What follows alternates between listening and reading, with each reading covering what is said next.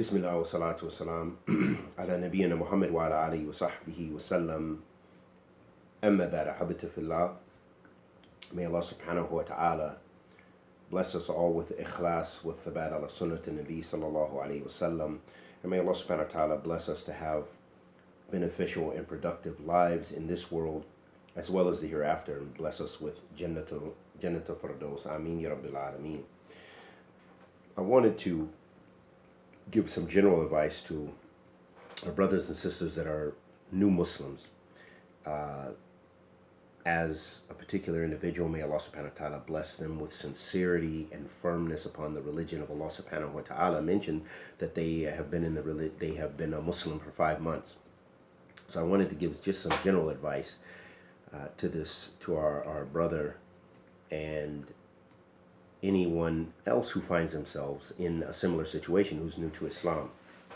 That the first thing I wanted to mention is the importance of establishing a sound relationship with Allah subhanahu wa ta'ala, that your embracing Islam is a favor from Allah subhanahu wa ta'ala upon you, and that Allah subhanahu wa ta'ala has chosen you from amongst his creation to worship him and him alone, to be called back to your fitrah, to your natural state of being and state of goodness.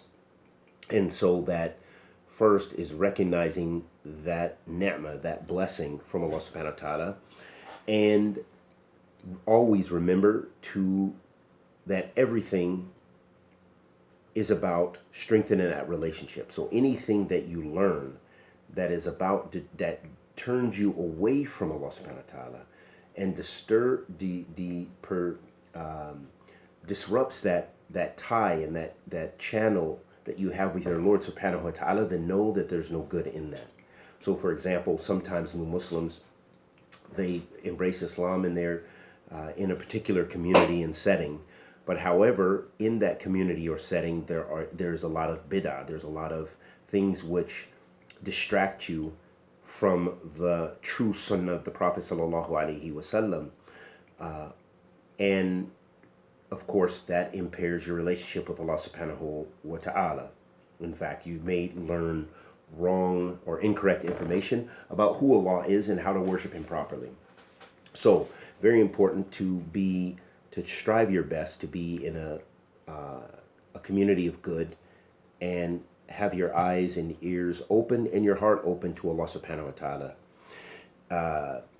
And this can also come in the form of even being in a community that has good, but the people busy you with things which will not remind you of Allah subhanahu wa ta'ala. For example, they busy you with backbiting and destroying the character of and character assassination of particular du'at, people who call to Islam, or the imams or what have you, that they are a source of fitna, a source of discord and disruption and disunity, then that will not benefit you and not bring you closer to Allah.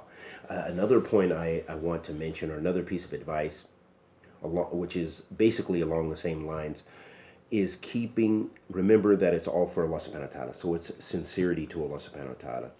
And with that sincerity, one of the ways in which you actualize that sincerity, and it's the best way of communicating to Allah subhanahu wa ta'ala, and it's in fact an obligation to do so, and that is keeping your prayer, keeping your salat, that no matter what you're going through, no matter what activities that you have, whatever type of employment, your university studies, whatever the case may be, that you always establish your prayers and try to establish your prayers within the time period that the prayer is established. So if your local community, if it's now Dhuhr comes in at 12:30 approximately, then make sure that you pray.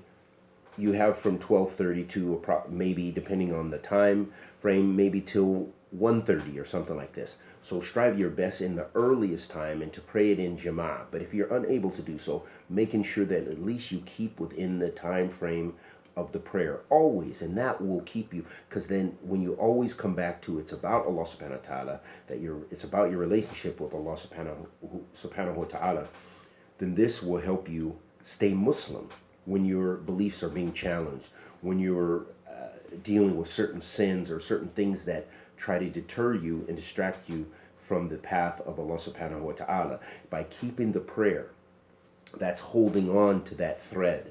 It's holding on to that rope. So reading the Quran as much, this comes to the next point, is reading Quran. Reading the Quran as much as possible. So if you require a translation, then do so. Then read your translated copy of the Quran, and have that as a means to provide solutions in your life. So that way your Islam, the things that you're doing is relevant. Islam has to be relevant for you. Okay? And one of the ways that it remains relevant for you is by, of course, reading the Quran and the Sunnah of the Prophet sallallahu alaihi wasallam. So try to pick up yourself a copy of Bukhari and Muslim, read as much as possible, and both. And when you have questions, then ask those people who have knowledge or who have more knowledge than you to assist you with understanding those things, which will bring you closer to Allah subhanahu wa ta'ala. Likewise, this brings up another point, and this is what I think it's in the tafsir of Ibn Abbas radiyallahu ta'ala anh, and he mentioned about the Rabbaniyun, those ulama, those people that are closest to Allah subhanahu wa ta'ala based on ilm, and that they teach their students and ground them with those issues that are of concern to them, the minor issues before the major issues. So that's the tariqata Rabbaniyun. That's the path of those Rabbaniyun. And this is relevant for you because you don't want to be a new Muslim and get involved in major issues. For example, some new Muslims, unfortunately, they're involving themselves talking about jihad, talking about takfir, talking about tabdi', how to declare someone an innovator, how to declare someone a non-Muslim, and they don't even know the origin, the usul and the fundamentals of the religion.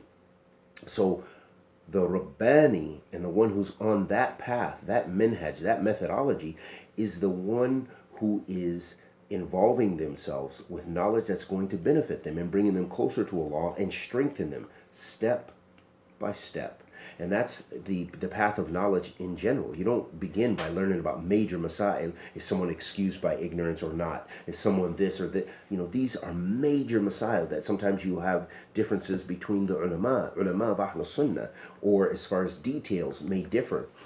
And that brings up the point that affirms for us the importance of sticking with those things which are going to benefit you, and step by step. Don't overwhelm yourself, because the one who overwhelms their self with certain knowledge or certain things will break. And there's a statement of the Salaf which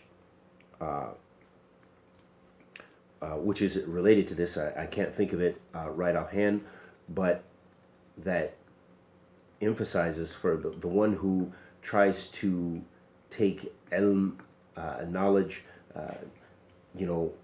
massive amounts of knowledge at once, they don't retain anything. But the one who takes a little bit and step by step, this is the one who gets the benefit in the end. So that's very important advice to follow, that take things step by step, because you're going to have your own tests.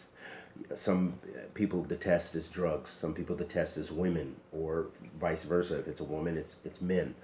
Some people's test is, just their maturity in understanding the religion and practicing. So very important to, at your own level, at your own pace, strive and go in the same direction, which is closer to Allah subhanahu wa ta'ala. That even if you get knocked or distracted or something, or tested, that you continue and keep your prayer, keep your salat, and keep knowing and trying to understand and further your knowledge about Allah subhanahu wa ta'ala. As a great imam, he said, "I'lam rahimakallah annahu yajibu alayna ta'allama arba'a masail al-ula al-ilm." He said, know that it is a obligation upon us to know four things. And he said the first thing is knowledge. And then he went on to describe what knowledge is. He said, هو معرفة الله ومعرفة النبي ومعرفة دين الإسلام بأدلة. He said that it is knowing Allah, and it is knowing the messenger, and it is knowing the religion of Islam with its textual proofs. So if we take that and we strive to understand that real Islamic knowledge is قال Allah, قال Rasul, then that's how we should involve ourselves in attaining that knowledge, and that knowledge is going to bring you closer to Allah subhanahu wa ta'ala. So try to busy yourself with khair, leave off the negative and the shar, and maintain your prayer. And this keeps you on your journey, as you described that it's been a journey, and it will be a life journey, because all of us are on this journey. But especially, I can empathize with those who are on that journey, because I was once a non-Muslim. I embraced Islam, so I know the struggles and trials and tribulations, and how that process, and what after Allah subhanahu wa ta'ala, what blessed me to stay Muslim was, of course, iman in Allah subhanahu wa ta'ala, believing that there is only one God worthy of worship, and that Muhammad sallallahu alaihi wasallam was his last prophet and messenger, is that foundation. And of course, Islamic knowledge.